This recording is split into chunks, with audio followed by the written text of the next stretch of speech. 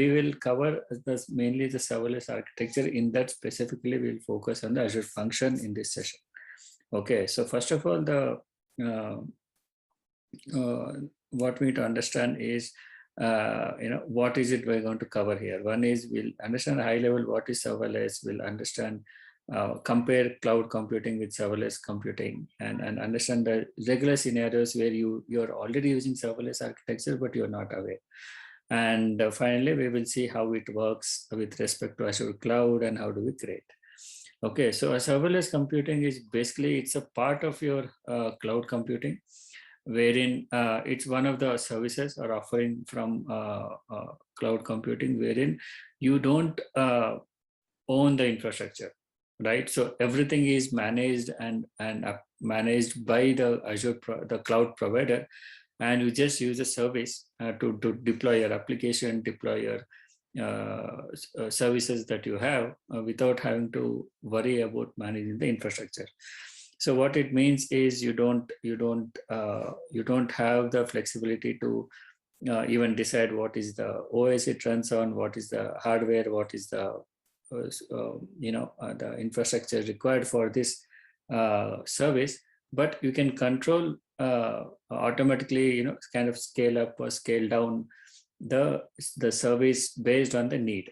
Example, I may have a 4 GB, I may have a performance of 8 GB or 16 GB RAM, but suddenly because my load is high, the serverless architecture automatically gives us options to increase the infrastructure or decrease it based on the load. And all we do is we just configure, and infrastructure is maintained and managed, upgraded or degraded by the cloud provider itself. So what it means is you don't have any control over infrastructure, and you don't have to worry about infrastructure at the first place. You just have to take your application, deploy, and pay for. Generally, most of the services are pay per usage. So it's not like I'm not using I've created a serverless service, but I'm not using it every day. I don't have any load today. So I may not, we may not pay for that if we are not using it. So example, if I have a Azure function which I've created and I'm only making say 10 calls a day, example.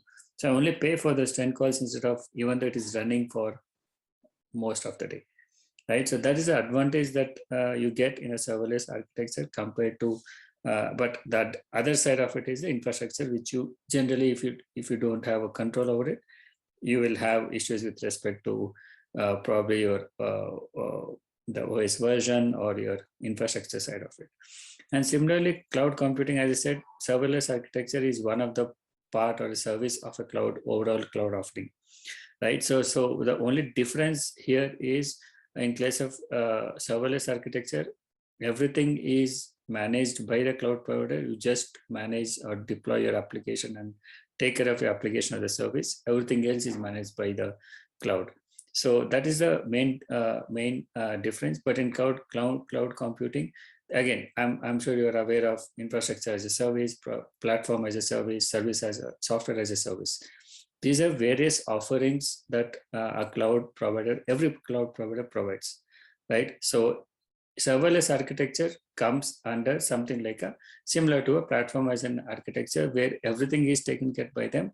You just use a platform to deploy your application and manage it, right? So one example could be, I don't know if you have used this SQL Server, Azure SQL Server, right? So where everything is managed by them, you just create your databases, you create your servers and SQL servers and database and start connecting to that. So that's one of the example of a serverless where everything is there managing. You just use the platform to create your database and start developing your application or managing the data. Right. So similarly, I don't know if you've used something like a Power Flow or various other Power Apps kind of concepts, wherein again everything is managed by them. You just use the software side of it or the platform side of it to develop your applications and go live. You don't worry about the infrastructure, right? So similarly here, just to compare what is the advantage of a cloud computing as provided. Now, when we're comparing cloud computing, we'll be comparing with respect to, let's say, an on-premise server, on-premise, data center or a server, right? So basically, the obvious advantage of a cloud computing is everything is managed over a cloud. You don't have any infrastructure on your end. So that provides an unlimited access to your infrastructure, storage, or everything that you need based on the need. So it's not like I may not need, let's say I may not need a 32 GB server every day. I may need only when my peak is high, right? So but in case of a data center, I'll have to always have a 32 GB. So but here, once I move to cloud, I can, depending on the load, depending on my traffic, I can reduce and increase the RAM size, which will directly impact my cost, right? So similarly, any options with the infrastructure, software access, security, everything can be managed easily and customized based on the application they need. So the cost, as I said, everything is based on the usage. So if I don't need a 32 GB, I just need a 4 GB. I only pay for what I use, and I don't. And when I need a higher environment, I will scale up, use it, and then when I don't have traffic, I'll scale down. So that's the control. That's the control we get when we go to cloud computing, and the cost is also according to the usage. In most cases, there are some services you always have to pay, but in most cases, that's the case. When it generally, again, there are some disadvantages wherein when it comes to security, when it comes to if you have a specific application with a specific software need or an OS need, you may struggle with respect to finding the right infrastructure or right service for this, right? So generally in such scenarios, we go for a virtual machine kind of thing where everything is virtual machine, just like your on-premise server, and everything is managed as a VM, right? So those are some advantages, especially when you have a very special requirement. Example, right? When you have let's say you want to do something like a mainframe application to be migrated. Mainframe is a very old technology. You may not directly get a service which is equivalent to a mainframe. So there's a workaround to be done. So serverless architecture, as I said, automatic scaling up, scaling down, whatever we need with respect to providing the service at the best SLA. Automatic scaling allows us to do that. There is no infrastructure to maintain. There is no, because you're not managing any infrastructure, there is no cost involved. There is no complexity of managing the whole software. You just worry about your code and application. Everything is taken care. Lower cost, as I said, in most cases, it is based on the usage. I may run it for 24 hours, but for the usage I pay for it. And as I said, which is basically a deployment, everything, you can just deploy it, only application deployment, nothing else to be done. So it becomes easy for you to develop new features, new application, deploy, and go, take it to live.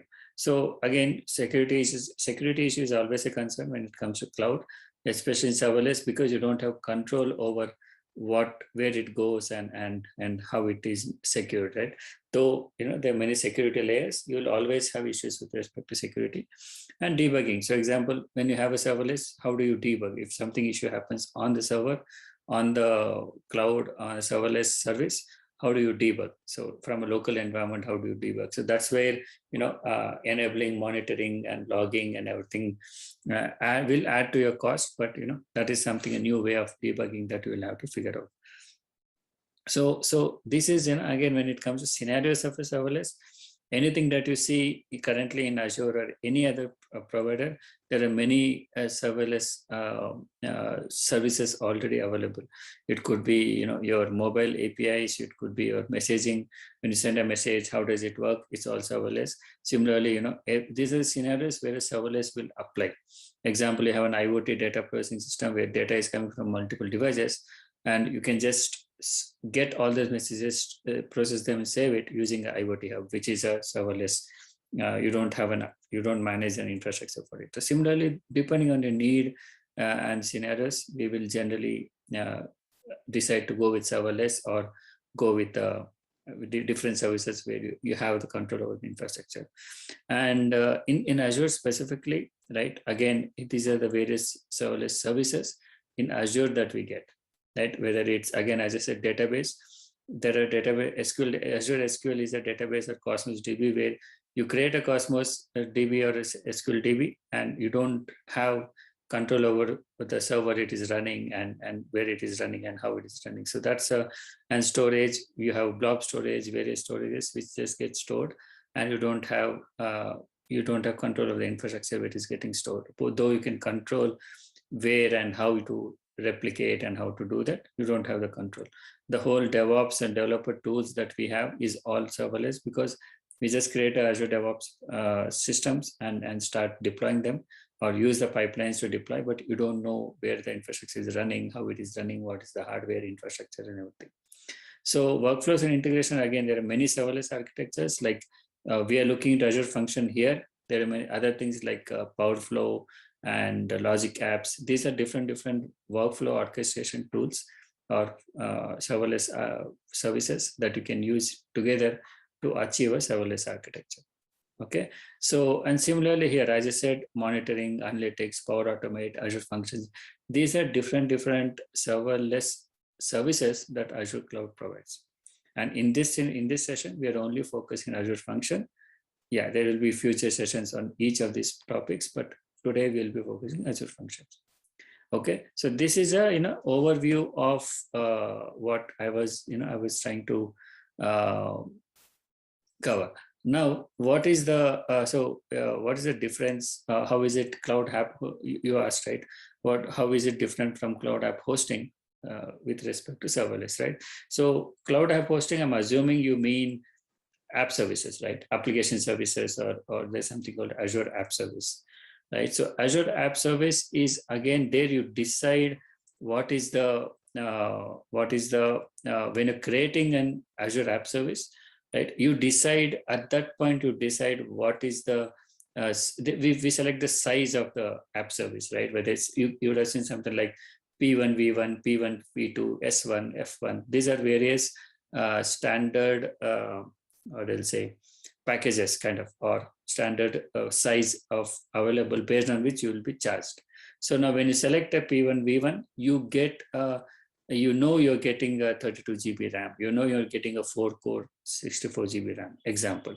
So you have that initial control over, you're deciding what to do. But when it comes to Azure Function, you're saying, I want to create Azure Function with this XYZ, but you don't know whether the service, Azure Function is running in a 4-core, 2-core, 10-core, or 64 GB. You are not aware. You don't even know. You cannot decide. You cannot tell, I want to use a 32 GB RAM for this Azure Function, right? So, but in case of an app service, you're going to select a size which directly maps to number of operations you're going to do and the size of your the RAM, or a 2-core or a 4-core. So that's the difference. That's why Azure App Service is generally, that's not a serverless, because you are deciding the architect infrastructure and you have control over that. Example,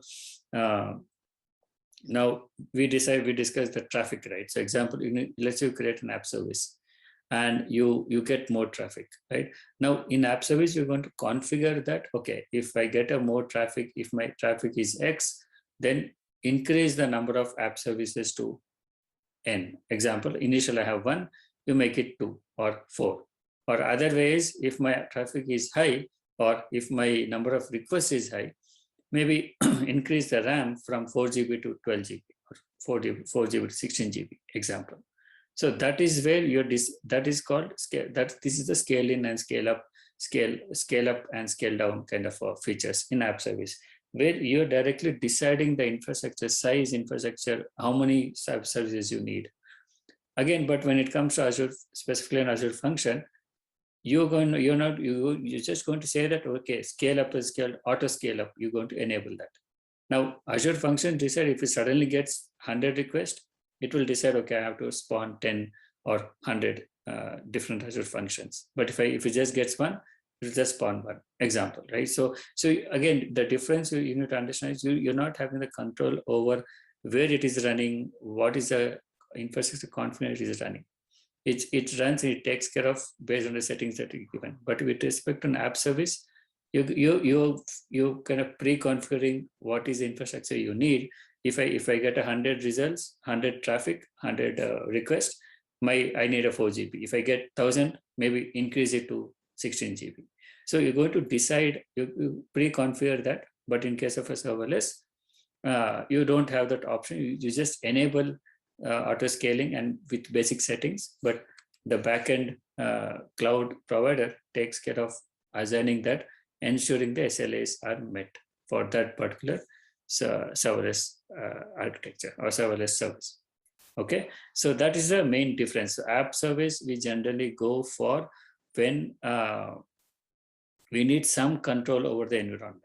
So as I said, whether it's a RAM size or your OS type, operating system, example, sometimes I need a Windows-based app service. Sometimes I may need a Linux-based app service.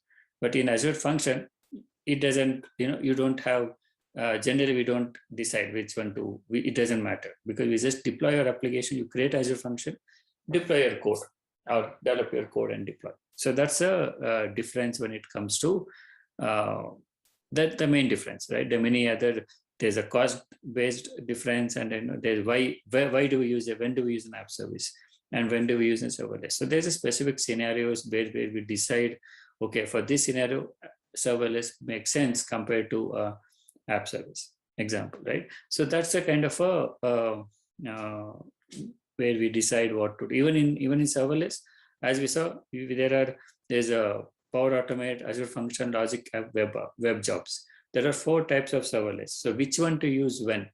Again, it depends on the scenarios, depending on your business need. Not every time Azure Function will not work. Every time Logic App will not work. Sometimes we need to integrate Azure Function with Logic Apps to get the result, right? So it depends on your business need, and so we need to have the understanding of why Azure Function works, where it works, why Logic App works. So Logic App is basically an orchestration kind of a workflow.